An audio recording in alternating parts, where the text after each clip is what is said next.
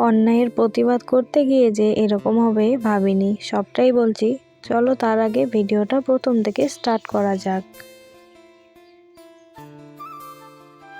শুভ সকাল বন্ধুরা, কেমন আছো সবাই? আশা করি ভালো আছো, সুস্থ আছো, সাবধানে আছো, আর আমরাও ভালো আছি।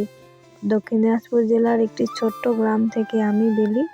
অনুতনু ব্লগের আরও একটি নতুন ভিডিওতে তোমাদের সকলকে অনেক স্বাগত আর অনেক ভালোবাসা জানিয়ে আজকের ব্লগটা শুরু করলাম।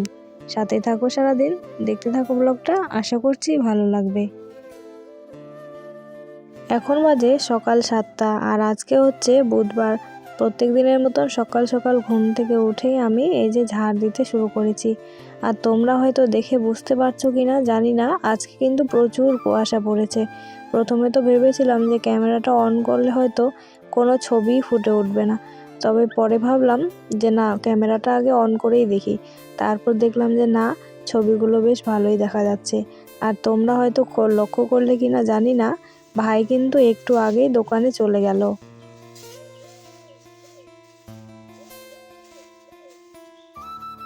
সকালবেলা ঘুম থেকে উঠে একটু ঘোরাঘুরি করার পর তো কাজে লেগে পড়েছি। তবে তনু কিন্তু ঘুমাচ্ছিল, তনু অনু দুজনেই ঘুমাচ্ছিল।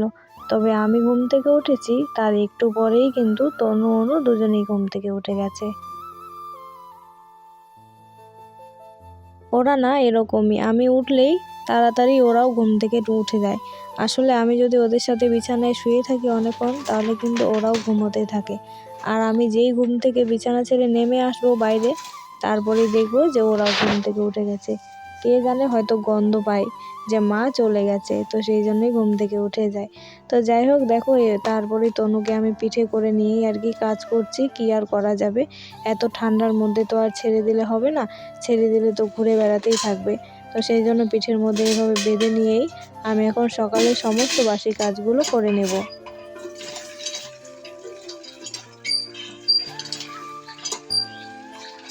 আর ওকে পিঠে করে এভাবে কাজ করতে কিন্তু বেশ অসুবিধেই হয়। কারণ কি বলতো, যখন আমি বাসন মাজি তখন তো বসতে হয় নিচে, আর বসার সময় না ওর পাগুলো কিন্তু নিচে একটু করে ঠেকে থাকে। আর ও কি করে, ওই সুযোগেই কিন্তু পা দিয়ে মানে শুধু দাঁড়িয়ে যেতে চায় আর কি। কারণ দাঁড়িয়ে দাঁড়িয়ে গেলেই তো ওকে নামিয়ে দেবো, তো সেই জন্যই আর কি পিঠের মধ্যেও আর কি দুষ্টুমি করতে থাকে। তো কি করব বলো, কেউ তো নেই যে ওকে নিয়ে একটু বাইরে থাকবে। তবে এই দিনগুলোতে না মাকে খুব মিস করছি। কারণ মা যদি থাকতো তাহলে হয়তো তনুকে এভাবে আমাকে পিঠে করে কাজ করতে হতো, তোমরাই বলো। মাই কিন্তু ওকে নিয়ে থাকতো আর আমি কিন্তু কাজ করতাম। তো এইগুলো কথাই ভেবে আর কি খুবই খারাপ লাগে আমার, যে মা থাকলে আজকে এতটা কষ্ট হয়তো করতে হতো না। তবে কি করব, ভাগ্যের দোষ। আমরা নিশ্চয়ই কোনো খারাপ কর্ম করেছি, তাই আমাদের সাথে এমনটা ঘটেছে।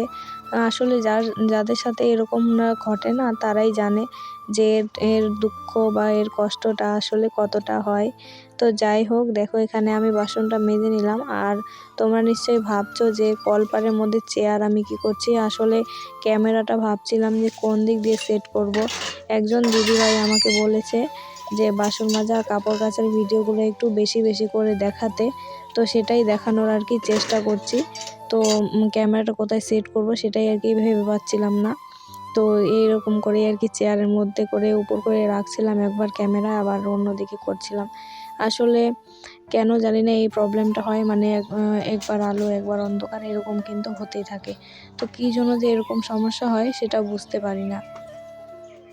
তো যাই হোক, দেখো এখানে ভাত বসিয়ে দিচ্ছি। আর তনুকে দেখতে পাচ্ছ একদম ঝুলে নেমেছে, মানে ও পিঠের মধ্যে এত উসপুস করছিল যে ও নিচে মানে আর কি নেমেই পড়ছিল। তো বসিয়ে দিয়েছি, এখন যাচ্ছি হচ্ছে এই যে পিঠাতে। মানে আলু নেই বাড়িতে, তো আলু নিব, একটু আলু তুলবো। আর কালকে তো তোমাদেরকে দেখিয়েছি আলুগুলো একদম বসেনি, তো কিছু করার নেই, আর হবে না ওগুলো। গাছগুলো তো সব খেয়ে নিয়েছে সারে, তো সেই জন্য অল্প অল্প করে তুলে তুলে বাড়িতেই খাবো। এখন থেকে আর আলু টালু কিনবো না। ওই দিদাদেরকেও বলেছি আসতে। তা আমি প্রথমে বলেছি যে একটা আল আমি আগে একাই তুলি। আর এই দেখো তনু নামতে যাচ্ছে নিচে, চলো।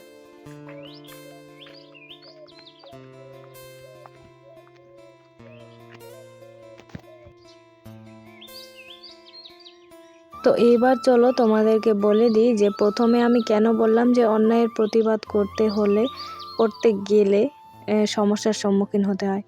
আসলে তোমাদেরকে একদিন ভিডিওতে দেখিয়েছিলাম যে আমি গিয়েছিলাম স্কুলে, অনুদের স্কুলে, মানে অনু স্কুল বলাটা ভুল, মানে আমাদের এখানে যে প্রাইমারি স্কুলটা আছে সেখানে গিয়েছিলাম টিচারদের সাথে কথা বলার জন্য, যে পড়াশোনা হয় না বা নিয়ম শৃঙ্খলা একদমই নেই সেই ব্যাপারে আর কি কথা বলার জন্য। তো সেখানে গিয়ে আমরা বেশ কয়েকজনই গিয়েছিলাম, তবে আমি আর আরেকজন ছিল আমার একটা বৌদি। তো আমরা দুজনে একটু বেশি কথাটা বলেছিলাম, মানে বেশি কথাই বলেছিলাম টিচারদের সাথে। তো সেই জন্যে কিন্তু আমাদের উপরেই টিচাররা মানে রেগে আছেন আর কি বলতে পারো। তো সেই জন্য আজকে একটা মিটিং ডেকেছে। তবে সবারই মুখে মুখে কি শুনছি জানো, সবাই বলছে আমার নাকি বিচার হবে। এ কথাটা শুনে বেশ অবাক লাগছিল। আর গোটা গ্রাম, মানে আমাদের গোটা গ্রাম সবাই জানে যে মানে বেলি অন্যায় করেছে, বেলি টিচারদের সাথে খারাপ ব্যবহার করেছে। তো সেই জন্যই আর কি ভাবছিলাম যে কোনটা খারাপ ব্যবহার আমি করলাম, উচিত কথাটা বলাটা কি খারাপ। তো সেগুলোই ভাবতে ভাবতে আর কি সকালে কাজ সেরে তারপর স্নান করে নিয়েছি, কারণ চিঠি দিয়ে গেছে, শুধু আমাকে না প্রতিটা বাড়িতেই চিঠি দিয়ে গেছে স্কুলে যাওয়ার জন্য। তো এখানে স্নান করে শাড়ি পরেছি আজকে, কারণ স্কুলে যাব, তো নাইটি পরে যাওয়াটা ঠিক হবে না, সেই জন্য আজকে এখানে শাড়ি পরে নিলাম একবারে। তো এভাবেই আমি যাব হচ্ছে স্কুলে, আর কি বিচারটা হয় সেটাই দেখব। তবে ভয়েস আওয়াজটা যেহেতু পরে দিচ্ছি তোমাদের সাথে শেয়ার করেই দিই, কোনো বিচার টিচার কিছুই হয়নি। আসলে আমরা সেদিন গিয়েছিলাম বলেই আজকে মিটিংটা ডাকা হয়েছিল, যে আমাদের গার্জেনদের প্রতিও যে অবহেলাটা রয়েছে মানে স্টুডেন্টদের প্রতি আর টিচারদের প্রতিও যে অবহেলাটা রয়েছে, সেগুলো নিয়েই আর কি ডিসকাস করার জন্যই আমাদেরকে ডেকেছিল, যে আমাদের গার্জেনদের থেকে কি অবহেলাটা হচ্ছে আর টিচারদের প্রতি আমাদের কি অভিযোগ আছে, সেগুলোই আর কি ওনারা জানতে চেয়েছিলেন। সেই জন্যই কিন্তু আমাদেরকে ডেকেছিল আজকে, কোনো বিচার নয়। তবে বলে না গ্রাম তো এটা, সেই জন্যই কিন্তু এরকম মিথ্যে নিন্দে ছড়ায় যে বেলি নাকি বলেছিল, সেই জন্যই আর কি আজকে বিচার হবে বেলির।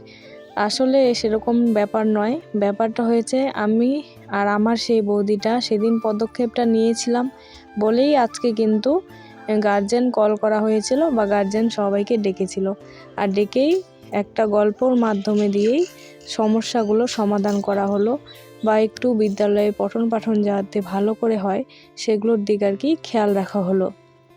তো এটাই আর কি তোমাদের কাছ থেকে বলার।